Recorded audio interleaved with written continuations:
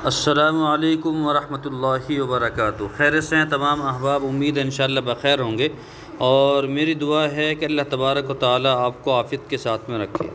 मोहतरम हज़रात, मैं आप हज़रात को पहले की तरह जो पहले भी मैं आप हज़रात को कई बार जो है नुस्ख़ा बतला चुका हूँ और शुगर के मुतालिक बहुत सारे लोगों ने उससे फ़ायदा उठाया।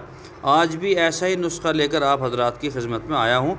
तो आप जो है वीडियो को लाइक करें, शेयर करें और जो हज़रात हमारे चैनल पर नए हैं तो वो ज़रूर हमारे चैनल को सब्सक्राइब करें और दूसरों को भी भेजें। सब्सक्राइब करना बहुत ज़रूरी है, लाइक भी करना ज़रूरी है और बेल आइकन को दबाना भी ज़रूरी है ताकि आने वाला जो आने वाली वीडियोज़ हैं जो नोटिफिकेशन है वो आपको मिलता रहे, पता चलता रहे कि भाई वीडियोज़ आई है।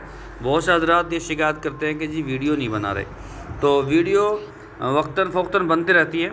तो ये बहुत ही शानदार नुस्ख़ा है, आप इसको इस्तेमाल करें तो और उसके बाद में जो है हम बताएं इंशाल्लाह रिज़ल्ट अच्छा ही होगा। बहुत सारे लोगों ने इसको इस्तेमाल किया है, सब ने अच्छा बताया। आप भी इसको इस्तेमाल करें, छोटा सा नुस्ख़ा है और दूसरों तक ज़रूर पहुंचाएं। ये भी आपको जो है जहन में रखना चाहिए। जिस तरह से हम लोगों से उम्मीद करते हैं कि भाई अच्छी चीज़ कोई होगी तो वो हमें ज़रूर भेजेगा, तो हम भी भेजें, 10 लोगों को भेजें। तो चलिए शुरू करते हैं। देखिए, सबसे पहले आपको क्या करना है, आपको लबलबा बकरा ये 7 अदद लेना है। उसके बाद में तुख़ुम जामुन 50 ग्राम, तुख़ुम करेला 50 ग्राम और मूसलीन 50 ग्राम, फिलफिलीन 12 ग्राम, हल्दी 24 ग्राम, तुख़ुम हंजल 24 ग्राम, बर्ग नीम ये जो है ये भी 12 ग्राम, बर्ग बेरी ये 12 ग्राम और ईरानी मोमिया खालिस मुसफ़ी, ठीक है, और 24 ग्राम। अब इसको तरकीब सुन लीजिए, बनाने की तरकीब क्या है ये आप सुन लीजिए। देखिए, पहले तमाम अदविया को बारीक पीसकर सफ़ूफ बना लें। फिर उसमें सलाजीत, यानी कि सलाजीत नहीं बताया था मैंने नुस्खे में, लेकिन सलाजीत भी गिरनी है, ठीक है। सलाजीत भी उसमें मिलानी है 25 ग्राम और फिर उसमें सलाजीत, फिर उसमें लबलबा बकरा डालते हुए खरल करते जाएँ, खरल करते रहो और लबलबा बकरा और जो है सलाजीत इसको मिक्स करते जाओ।